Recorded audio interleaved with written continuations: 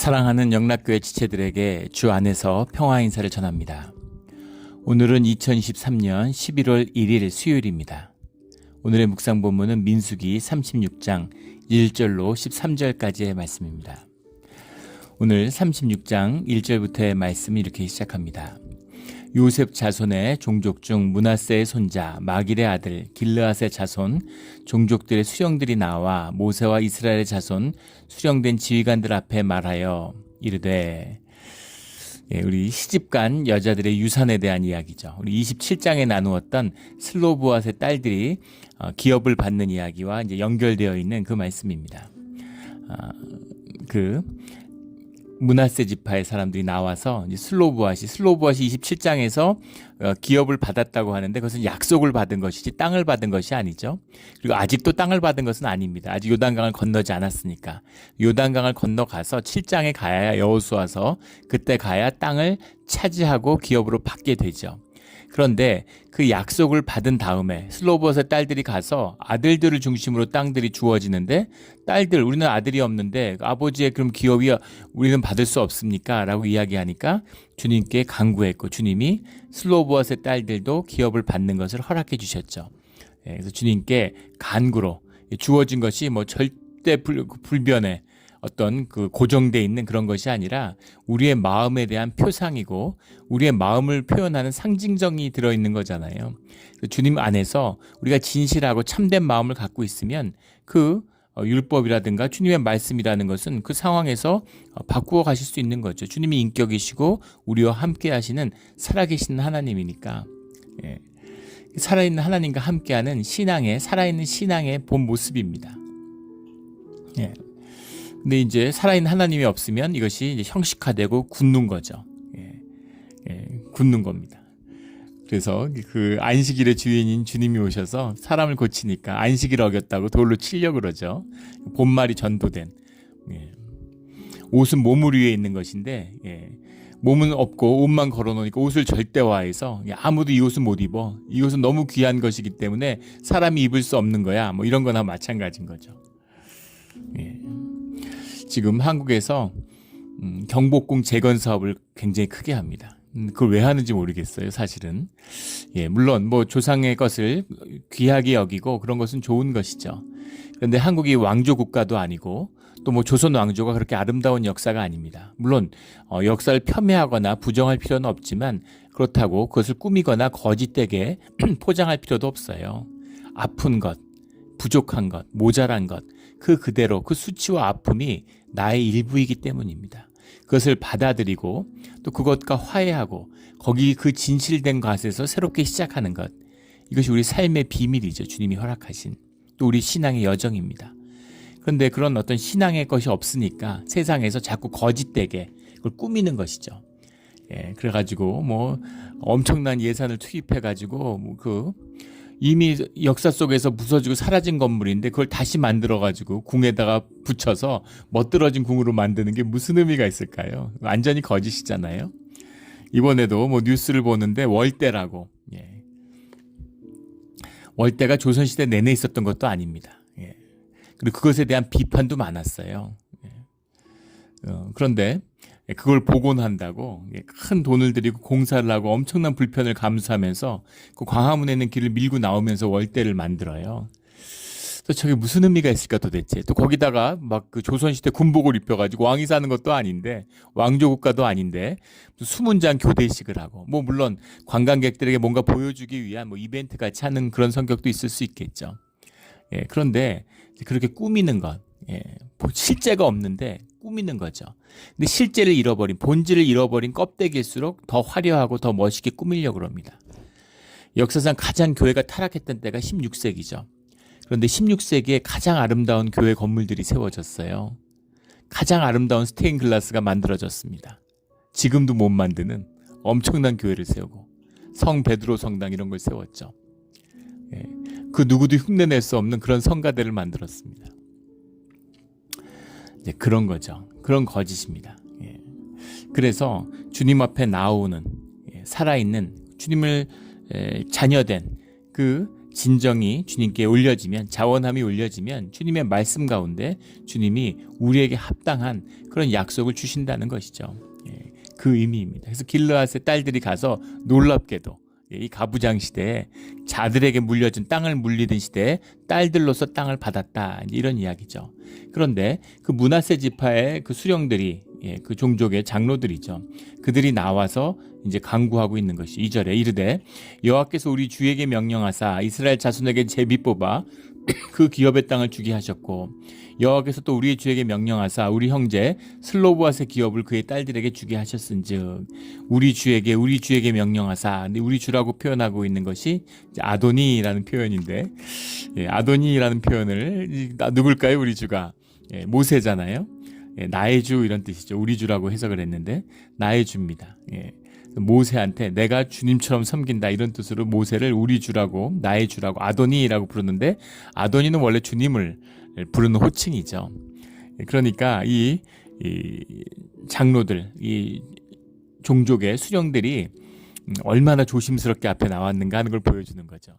이미 하나님의 말씀을 통해서 선포가 되었는데, 그런데 그 말씀에 또 수정이 필요하지 않습니까? 라고 나오는 거니까 얼마나 조심스럽겠어요. 잘못하면 하나님의 말씀을 거스르고 그리고 하나님의 뜻을 뒤집으려고 하는 그런 것으로 될 수 있잖아요. 정말 조심스럽게 나온 거죠. 정말 조심조심 이야기를 하는 겁니다. 그래서 그들이 만일 이스라엘 자손이 다른 지파의 남자들의 아내가 되면 그들의 기업은 우리 조상들의 기업에서 떨어져 나가고, 3절 말씀입니다. 그들이 속할 그 지파의 기업에 첨가되리니 그러면 우리가 제비 뽑은 기업에서 떨어져 나갈 것이요. 4절에 이스라엘 자손의 희년을 당하여 그 기업이 그가 속한 지파에게 첨가될 것이라. 희년이라는 말씀이 나오는데, 희년이라는 것은 우리 교회 성경 전체를 흐르는 가장 중요한 키워드죠. 중요한 말씀입니다. 희년이라는 게 하이요벨이라는 요벨이 이제 영어로 하면 주빌리죠. 희년 7년씩 안식년이 7번째가 되는 49년째 50년째가 이제 그 희년이 되는 거죠. 모든 것을 물리는, 모든 것을 주님이 주신 언약대로 되돌리는 겁니다. 그래서 종으로 팔려갔던, 노예가 되었던, 땅을 팔았던 모든 것이 다시 주님의 언약으로 회복되는 시간, 이것이 희년이죠. 희년이 주님의 말씀의 중심이에요. 희년을 완성시키는 것, 희년의 공동체를 이루는 것이 교회의 꿈이고 이 땅의 하나님 나라의 비밀입니다. 그런데 역사상 이 희년이 한 번도 지켜진 적이 없죠. 그렇게 그냥 그 유대인들이 말씀에 목숨을 걸고 그것을 생명처럼 율법을 지키는 것처럼 하면서 그 모든 율법의 중심에 있는 희년을 한 번도 지키지 않았어요. 심지어 다윗과 솔로몬의 시대도 지키지 않았습니다. 이것이 딱 한 번 선포됐는데 그것이 이제 예루살렘이 망할 때죠. 희년의 정신을 살리려고 한 게 아니라 그 이스라엘에 있는 그 지도급 인사들, 지배층들은 아는 거죠. 이 바빌론에서 군대가 출발한 걸 아는 겁니다. 그때 오는데 시간 걸리잖아요. 그러니까 이제 그걸 미리 알고서 희년을 선포하고 자기 땅들을 전부 되물린다고 다 팔아 넘긴 거죠. 그리고 그 재산을 가지고서 알렉산드리아로 다 도망간 겁니다. 거짓 중에 거짓이죠. 종교라는 게 어떻게 보이는가, 이제 이 모습이죠. 그래서 이 희년이 되면 모든 것 땅을 물리는데 그 사이에 매매를 했던, 빌려줬던, 빚으로 저당을 잡았던, 뭘 했던 그 소유권이 원래대로 돌아가는 겁니다. 희년을 당하면 다 회복이 될 텐데 왜 지파 안에서 해야 되느냐? 이게 무슨 말일까? 지금 3절 4절의 말씀 이렇게 생각하시면 돼요. 가부장적이고 남성 중심으로 그 토지의 소유주가 넘어가고 있습니다. 그렇게 질서가 짜서 지금 짜여져 있는 거죠. 그런데 지금 딸들이, 지금 그 박씨성을 가진 사람이 있는데 다 아들이 없고 딸들만 낳았어요. 딸을 낳았는데 그 딸이 김씨하고 결혼을 하는 겁니다. 그러면 그 자녀들은 다 김씨가 되잖아요. 김씨가 되는데 그 김씨가 또 자식을 낳아 보니까 아들이 없고 또 딸만 낳았어요. 그래서 그 김씨 딸이 이번에는 장씨하고 결혼을 하는 거죠.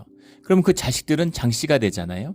희년이 되면 벌써 2세대가 지났는데 3대째가 됐는데, 장씨들이 갖고 있는 땅인데 그것을 이 희년이 선포돼서 땅을 되돌려야 되는 거죠.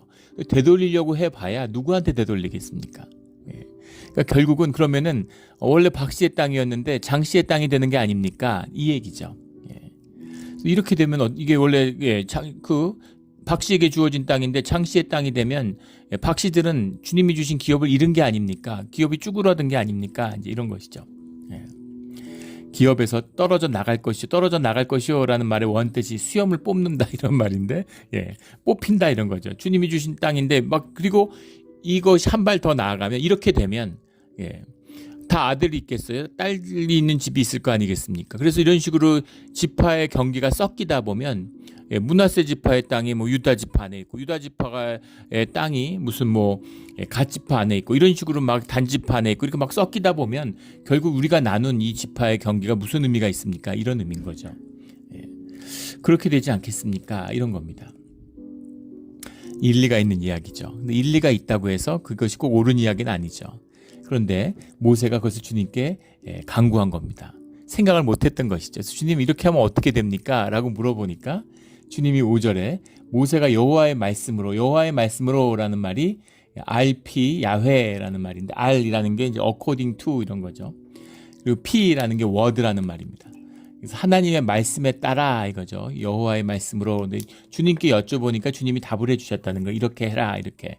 그래서 주님의 말씀을 받아서 이스라엘 자손에게 명령하여 이르되 요셉 지파의 말이 옳다. 너희들의 말이 아주 일리가 있구나. 예, 좋아, 아주 좋은 얘기야. 이렇게 하나님이 받아주셨다는 거예요. 예, 그래서 주님이 말씀하면 우리는 순종만 하고 무조건 복종만 하는 것이 아니라 우리의 생각과 뜻을 주님께 또 간구하니까 주님이 아주 좋은 생각이야, 좋은 뜻이야 하고 받는 거죠. 예, 자원하는 심령의 비밀입니다. 예, 이 기쁨의 비밀이잖아요. 예. 어버이날이니까 뭐 추석이니까 그래서 부모를 찾아오는 자식 1년에 날 정해서, 근데 무슨 뭐가 정해서 부모한테 가야 되니까 인사해야 되니까 아버지 생일이니까 이런 것이 아니라 아버지 어머니가 좋아서 보고 싶어서 연락하고 찾아온다고 생각해 보세요. 그 기쁨이 얼마나 크겠습니까? 예. 제가 교회 용어 중에, 교리적인 용어 중에 제일 싫어하는 말 중에 하나가 주일 성수라는 말이에요. 그 말 자체가 굉장히 비참하게 느껴지지 않습니까? 주님이 그 말씀을 들으면 굉장히 싫어하실 것 같아요. 예. 결혼 기념일이니까 뭐, 예, 의무방어전인, 한국에서 그걸 의무방어전이라고 그러는데 굉장히 이제 모욕적인 이야기죠, 사실은. 결혼 기념일이니까 뭐 선물도 하나 사고, 뭐 꽃다발도 하나 사고, 뭐 케이크도 하나 사고, 외식도 하나 해야 되고, 한번 해야 되고, 뭐 영화나 한번 볼까, 뭐 여행이나 한번 갈까? 얼마나 비참한 이야기예요. 예, 그게 뭡니까 도대체? 부부니까 뭐 결혼 기념일하는데 아무 의미 없는 것이죠. 더 비참하죠. 예, 자원하는 심령입니다. 주님의 주신 언약의 뜻을 깊이 새기고, 지금 무슨 문제가 있어요? 자기들이 땅 받고 지금 땅이 남아도 옵니다. 주님이 처음에 그 말씀하셨던 너무 인구가 적어서 너희들이 땅을 다 차지하지 못하고 들짐승이 나와서 그 땅을 다스리지 못할까 염려된다, 이렇게 땅을 주시면서 말씀하셨죠. 땅이 넓고 사람은 적은 거예요. 근데 지금 땅 나눠주는데, 그리고 지금 땅을 받은 것도 아니잖아요. 어떤 땅을 어떻게 그 땅이 어떤지 알지도 못하는데, 그런데 그 말씀을 진지하게 받아들였다는 거예요. 그 삶의 지표로, 삶의 꼭 지표로 새겨야 할 말씀으로 받았다는 겁니다. 이게 바로 이 기업의 비밀이죠. 9절에 가면 너희가 기업을 지키리라 이런 말이 나오는데, 이드베크라는 말이 영어로 하면 뭐 keep close, cling 이렇게 번역을 했는데 들러붙는다는 겁니다.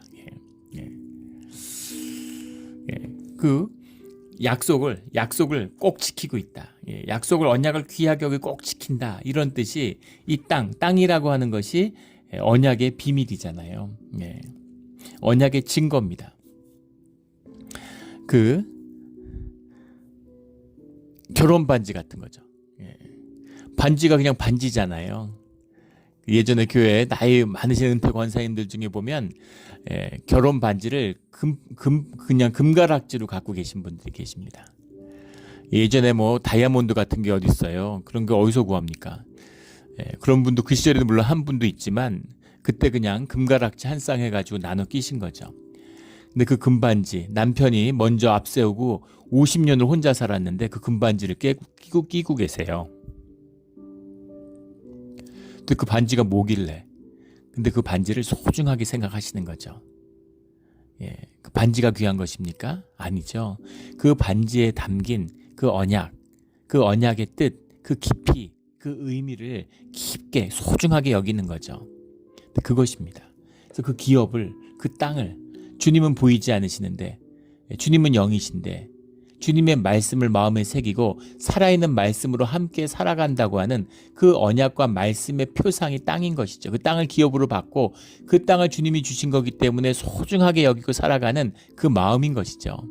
그걸 주신 겁니다. 예. 땅이 절대적인 게 아니고 그 땅이 눈에 보이는 현상이 아니잖아요.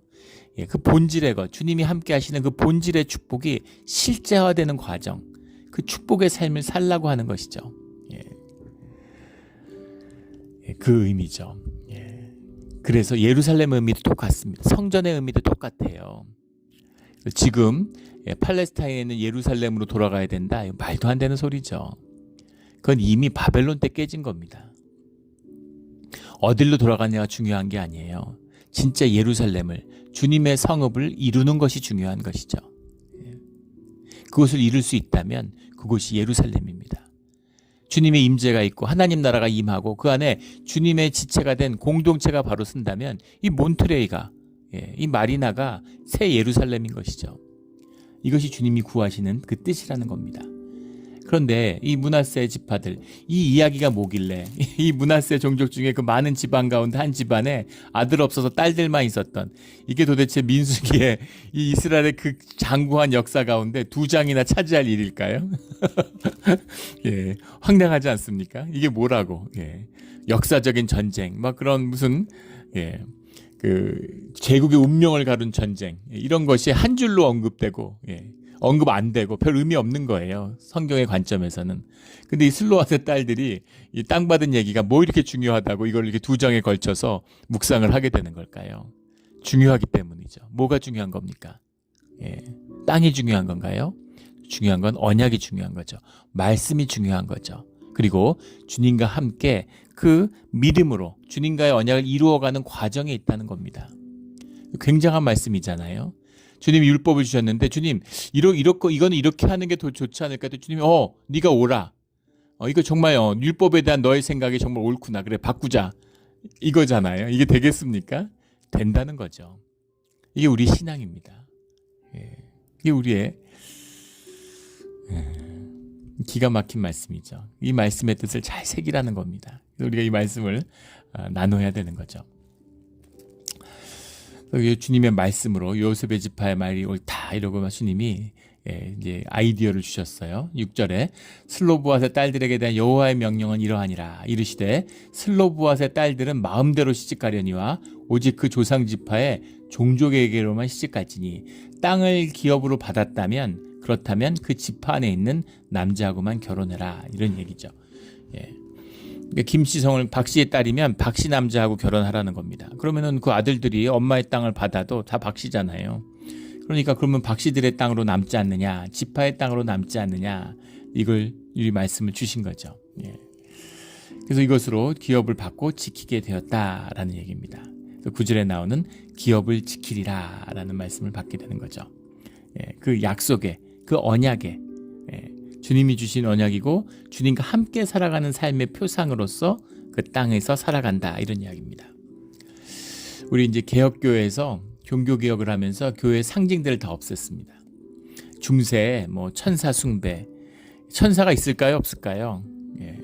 천사가 없다고 얘기하는 사람들이 있어요. 천사가 없으면 어떻게 됩니까? 성경에 나오는 그 천사들의 이야기는 다 뭐예요? 천사가 당연히 있죠. 심지어는 마귀가 없다, 귀신이 없다 이런 얘기를 하는 분이 있어요. 크리스찬이라 그러면서 주님이 와서 귀신을 쫓았는데 귀신이 없다는 게 말이 됩니까? 귀신이 당연히 있죠. 귀신의 역사가 당연히 있습니다. 무슨 선앙당, 무슨 점장이들, 타로점 보고, 별점 보고 이런 거 다 가짜야. 다 가짜일까요? 물론 가짜죠. 본질적으로는. 그런데 권세가 없을까요? 권세가 있습니다. 사람을 묶는 권세가 있고 현상의 권세가 있어요. 마귀의 권세가 있죠. 속이는 권세고 거짓의 권세지만 거짓된 세상에서 크게 역사합니다. 그러니까 그게 세상을 여러 가지 마귀의 역사들이 있는 거 아니겠습니까? 그런데 그런 거를 없다고 하면 안 되겠죠. 그런 게 있습니다.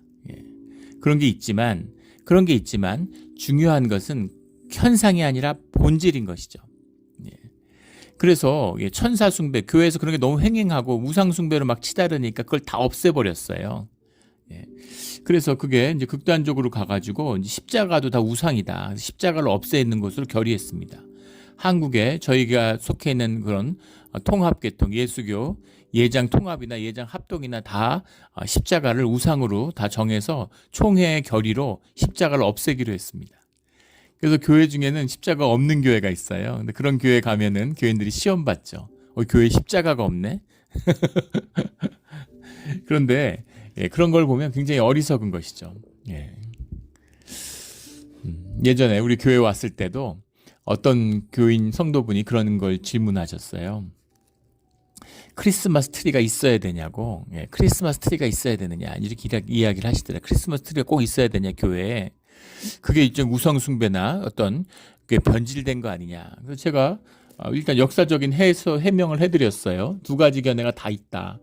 크리스마스 트리가 신목 숭배다. 이집트의 신목 숭배에서 왔다고 그것을 부정적인 평가를 가진 사람들도 있지만 또 그것이 종교 개혁의 전통이다. 그 참나무가 번개 맞고 쓰러지는 데서 모든 것이 은혜라고 하는 주님의 임재를 경험했잖아요. 마틴 루터가. 그 참나무야말로 주님이 우리와 함께 하시는 계시의 표상이고 종교 개혁의 상징이다. 그래서 크리스마스 트리를 또 굉장히 중시하는 분도 있습니다.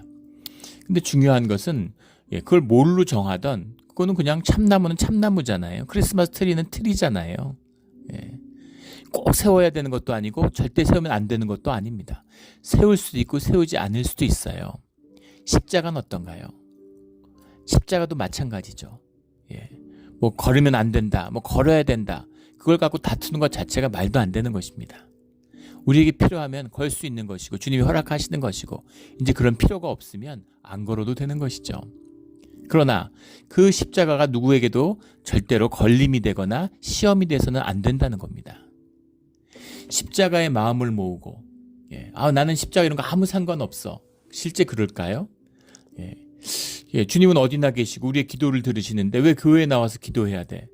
그렇죠. 근데 집에서 기도하거나 침대에 누워서 기도하거나 교회에 나와서 예배당에 앉아서 기도하거나 무릎 꿇고 기도하거나 무슨 차이가 있어요? 어차피 기도는 영의 기도인데 주님이 영이신데 어디나 계시고 무세부주하신 주님이신데 근데 그런 소리를 하는 분들은 기도를 전혀 안 하는 분들입니다.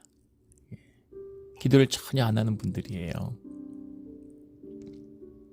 기도를 해보면 집에서 교회에 나와서 앉아서도 기도하는 게 쉽지 않습니다.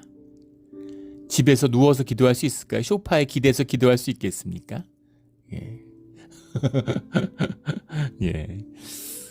그러니 실제의 기도, 우리의 삶의 실제는 전혀 다른 거라는 거예요. 제가 그때 그 성도님 질문, 크리스마스 트리 질문하는 분한테 그런 답을 드렸는데, 저희 아이들 엄마가 이제 먼저 떠나고 그 이제 유해를 그 화장한 유해를 그 사역하던 미국 교회의 그 정원에다 묻었습니다. 그래가지고 기일날 이제 꽃다발을 사서 거기 이제 교회를 찾아가요. 여기서 한 2시간 반, 3시간, 뭐 3시간 반 걸릴 때도 있고. 거길 찾아갑니다. 찾아가면 또 아이들이 LA에 사는데 또 올라오면 거기를 또 시간 내 갖고 찾아가고. 근데 그 아이들 엄마가 거기 있나요? 아니죠. 그렇게 누가 생각하겠습니까? 하지만 그곳에 또 마음을 두는 거죠. 그 아이들이 거기 가면은 또 그런 그곳에 그 사인을 통해서 상징을 통해서 더 깊은 마음을 열고 더 깊은 마음의 세계를 만나게 되는 거죠. 그런 겁니다. 그래서 모든 현상이라는 건 다 거짓이니까 중요한 건 본질이니까 그래서 그 이루어진다면 진짜 아름답죠. 무교회주의 같은 십자가도 없고 예전에 그 영국에서 같이 신앙생활하던 한 집사님이 계셨는데 그 한국에서 오셨어요. 근데 그분이 이제 강남에 있는 한 교회를 그 여러 이제 선배 이런 분들이 이제 개척을 하셨는데 장로교회 정신을 제대로 한번 구현해 보자. 장로님 4분이 이제 그걸 개척하셔가 돌아가면서 설교도 하고 직업적인 종교인을 세우지 말고 우리 초대교회 같은 모습을 한번 회복해보자. 정말 아름답게 시작하셨다는 거예요. 예. 예. 그래서 이제 처음에는 뭐 에어컨도 이런 것도 우리 달지 말자. 선풍기만 하자. 예. 그 장의자도 없이 모두 우리 또 한국의 초대교회처럼 또 예전에 초대교회처럼 전부 다 바닥에 앉아서 방석 깔고 하자. 이렇게 시작하셨다는 거예요. 그래서 아름다운 이야기죠. 근데 시간이 지나다 보니까 점점점 교회가 이제 부흥을 하고 성장을 하면서 일들이 많아지는데 다른 일들은 전부 다 협력해서 처리할 수 있는데 문제는 장례였다는 겁니다. 주중에 장례가 나고 장례가 나면 뭐 이제 뭐 추모 예배뿐 아니라 뭐 하관 예배, 뭐 발인 예배, 한국에서 그런 많이 절차들을 하잖아요. 근데 그거를 주중에 며칠씩 그렇게 할 수 있고 5번 보통 예배 드리잖아요. 그걸 할 수가 없더라는 거예요. 그래서 도저히 안 돼가지고 그래서 목사님 2분을 청빙을 하게 됐대요. 목사님은 청빙했는데 또 목사님들이 오니까 그 다음에 이제 또 신방 받기를 원하는 분이 있고 또 결혼식 뭐 주례도 하게 되고 교회 일들이 이제 자꾸 목회자의 비중이 커지는 거죠. 그러니까 교인들이 아니 왜 목사님이 계시는데 목사님이 주일날 말씀을 전해셔야지 목사님이 계시는데 장로들이 말씀을 전하냐. 또 장로님들도 말씀을 준비하고 전하는 게 부담되고 힘드니까 생업이 있으니까. 그러니까 이제 목사님들이 하게 되고 목사님들이 주일 설교를 하게 되니까 또 우리 구역 모임도 하게 되자. 우리 새벽 기도 좀 모이면 안 되느냐. 새벽 기도도 하게 되고 이렇게 하다 보니까 세월이 한 20년 지나다 보니까 다른 기성교회와 똑같아졌다는 거예요. 그래서 이제는 우리 교회는 달라라고 얘기할 게 아무것도 남지 않았다. 그래서 왜 교회들이 다 기성교회가 됐는가 하는 걸 이해하게 됐다 그러시더라고요. 뭐 기성교회가 될 수도 있고 뭐 똑같을 수도 있습니다. 중요한 것은 시작할 때 그 자원하는 심령, 그 마음은 잃지 말아야 되는 것이죠. 무슨 철치 매니저가 돼가지고 사람 돈 주고 사람 고용해가지고 무슨 교회를 무슨 관리하는 것처럼 그렇게 돼서는 안 된다는 겁니다. 다 내 교회고 자원하는 심령으로 내가 열심히 노력해서 교회를 가꾸는 그런 교회로 자라나야 되는 것이죠. 그 의미인 거죠. 그래서 중요한 것은 물론 언약이 중요한데 언약은 주님의 말씀입니다. 근데 그것이 종교적인 명령이나 뭐 이원화된 무슨 절대적인 그런 것이 아니라 주님께 함께하는 주님께 나아가는 과정에 있는 거라는 거예요. 그래서 그것은 변화될 수 있는 것이고 주님의 말씀에 따라 주님의 말씀인데 어차피 율법이 주님의 뜻, 주님의 임재를 만나면 주님의 말씀 가운데서 변화돼가는 우리의 삶, 자라나가는 우리의 삶의 문제인 거죠. 유치원 이럴 때는 율동이 중요하잖아요. 율동. 아이들이 집중을 못하고 앉아서 의식적으로 집중할 수가 없습니다. 그 나이에는. 그러니까 이제 막 이렇게 무슨 연극처럼 꾸며서 하고 뭐 동화같이 들려주고 같이 이렇게 막 율동하고 이러는데 어른 됐는데 이제 60, 70 됐는데 막 율동하면서 예배하지 않잖아요. 지금은 이제 말씀을 듣고 기도하고 침묵의 기도, 통성을 기도해야 될 때도 있고 방언의 기도를 해야 될 때도 있고 하지만 또 침묵으로 기도하는 또 그런 시간이 나에게 유익이 될 때가 있는 거죠. 그래서 무엇 하나를 절대화하고 무엇에 경직되고 무엇으로 굳어버린다는 것 이것이 거짓인 겁니다. 하던 대로 해야 돼. 그런 게 다 거짓인 거죠. 이제도 몇 번 나눈 적이 있죠. 수도원 원장님이 산책을 하다가 길고양이 버려진 고양이가 너무 불쌍해서 그걸 데려와다 키운 거죠. 그래서 밥 주고 키우니까 이제 고양이가 같이 수도원에서 같은 가족처럼 자라는데 예배를 드리면 고양이가 막 돌아다니는 거예요. 그 안에서. 그러니까 예배 드리는데 집중이 안 되니까 고양이를 예배 드릴 때마다 고양이를 묶어놨다는 거죠. 그 기둥 옆에 또 어디 안 보이는데도 자꾸 우니까 보이는 데다가 그 예배당 거기다가 이렇게 끈을 해가지고 기둥에다가 묶어놨다는 거예요. 고양이를. 세월이 지나서 이제 원장님 돌아가시고 그래도 항상 예배 드릴 때마다 고양이를 묶어놓고 했는데 어느 날 고양이가 죽은 거죠. 그러니까 그 제자들이 가서 고양이를 사다가 또 묶어가지고 예배 드릴 때 예배용 고양이가 된 거죠. 기둥에 묶어놓고 예배를 드렸다는 거 아니에요? 그게 종교의 거짓인 거죠. 형해화되는 겁니다. 우리 뭐 3일 기도회, 수요 집회 이런 것도 마찬가지죠. 우리 수요 집회 해야 되지 않겠습니까? 하면 좋죠. 제가 그런 얘기하는 분이 계시면 수요 집회가 3일 기도회인데 정식 명칭이 제가 한국에 섬겼던 교회는 화수 목금 다 했어요. 예. 매일 모일 수 있으면 그보다 좋은 게 어디 있겠습니까? 예. 근데 뭐 예전에 하던 건데 해야 되지 않을까? 예. 교회가 자라나가면서 예배를 흉내내고 교회가 하는 걸 흉내내면 안 되죠. 예. 초대 교회에 무슨 3일 기도회가 어디 있고 새벽 기도회가 어디 있고 주일 예배가 뭐 지금 같은 그런 형태가 어디 있습니까? 같이 같이 사는 겁니다. 삶의 공동체예요. 그 삶의 공동체 신앙이 자라나가는 과정인 거죠. 근데 신앙을 잃어버리고 그 따뜻한 마음, 사랑의 마음, 그런 마음은 다 식어가지고 다 깨져버렸는데, 그랬는데 종교의 형식만 남아가지고 점점 더 교회를 메마르고 거짓으로 내모는 것이죠. 그래서 주님의 뜻을 모으고 주님의 말씀에 따라서 회복되어 가는 겁니다. 정죄하는 게 아니에요. 내가 기어다닌다고 해서 정죄받을 게 뭐 있습니까? 내 수준이 그런 건데, 내 믿음이 여기 있는데 뭐가 문제예요? 내가 금식을 못한다고, 내가 새벽기도 못한다고 뭐가 문제입니까? 누가 나를 정죄합니까? 내 신앙이 여긴데, 내 생명이 진짜라면, 내 생명이 진짜로 주님과 함께하는 것이라면 자라간다는 거죠. 그러면 언젠가는 주님의 인도하심에 따라 금식도 하고 새벽 기도도 하고 방언도 받을 수 있고 또 예언 기도를 할 수도 있고 신유의 은사가 임해서 사람을 고칠 수도 있고 뭐 선교사로 봉사할 수도 있고 뭘 못하겠습니까? 주님의 안에서 같이 자라가는 것이죠. 이것이 주님이 인도하시는 뜻이라는 겁니다. 우리 주님이 인도하시는 이 뜻이 늘 살아서 살아있는 신앙의 길을 가는 귀한, 오늘 깊이 있는 슬로우봇의 딸들의 간구와 문하세 지파의 장로들의 간구로 주님의 언약이 새로워지는, 이것이 우리의 고백이 되기를 주의 이름으로 축원합니다.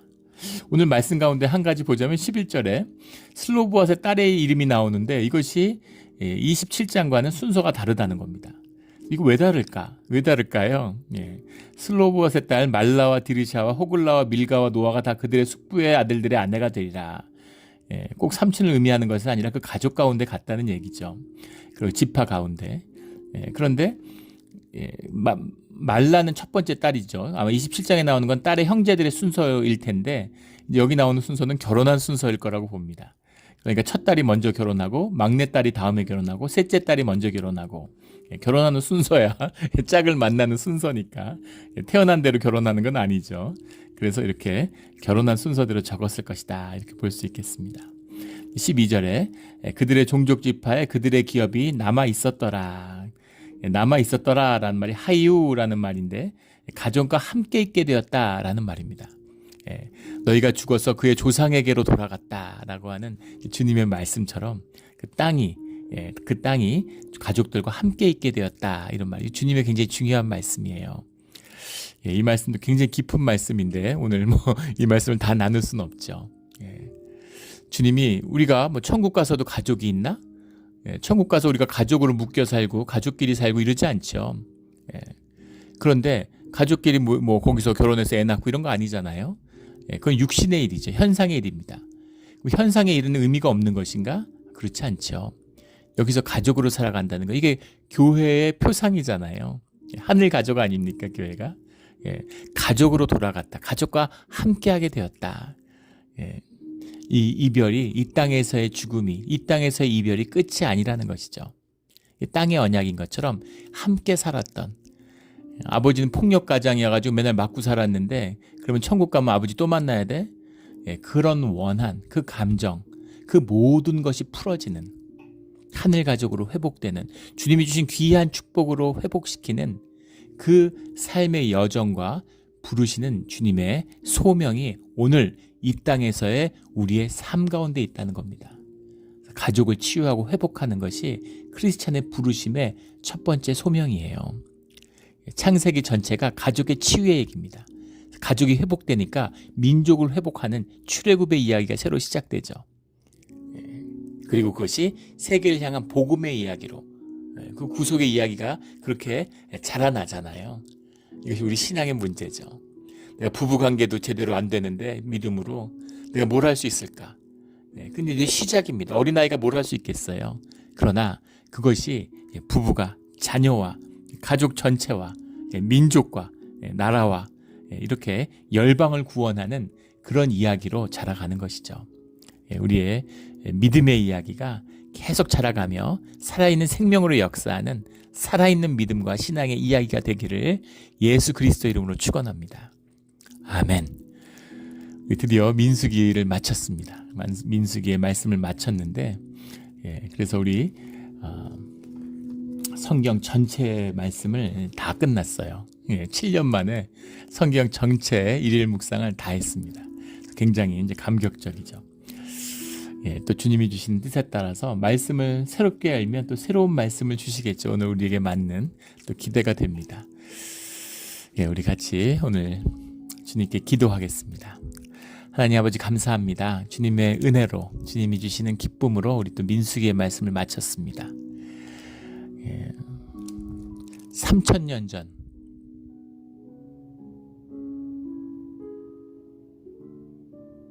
5,000년 전 있었던 이런 이야기들이 오늘 우리에게 무슨 의미가 있을까? 그런데 오늘 우리에게 이 말씀, 이 사건 가운데 숨어있는 깊은 그 삶의 진실을, 아무것도 변하지 않는 우리의 육신, 우리의 생명의 조건 가운데 주님이 함께 하심으로 오늘 우리를 새롭게 하시는 그 역사를 말씀을 통해 계시해 주시니 감사합니다. 우리 부족하지만, 우리 삶의 많은 문제에 봉착해서 어려움을 겪지만 그 문제를 해결할 수 있는 길은 오직 주님의 말씀에 있다는 것을 다시 한번 새롭게 일깨워 주시니 감사합니다. 기도함으로, 묵상함으로 주님의 말씀과 주님의 뜻 가운데 삶의 모든 지경의 문제가 해결되는 형통의 길이 열리게 하여 주시옵소서. 감사하며 예수 그리스도 이름으로 기도드렸습니다. 아멘.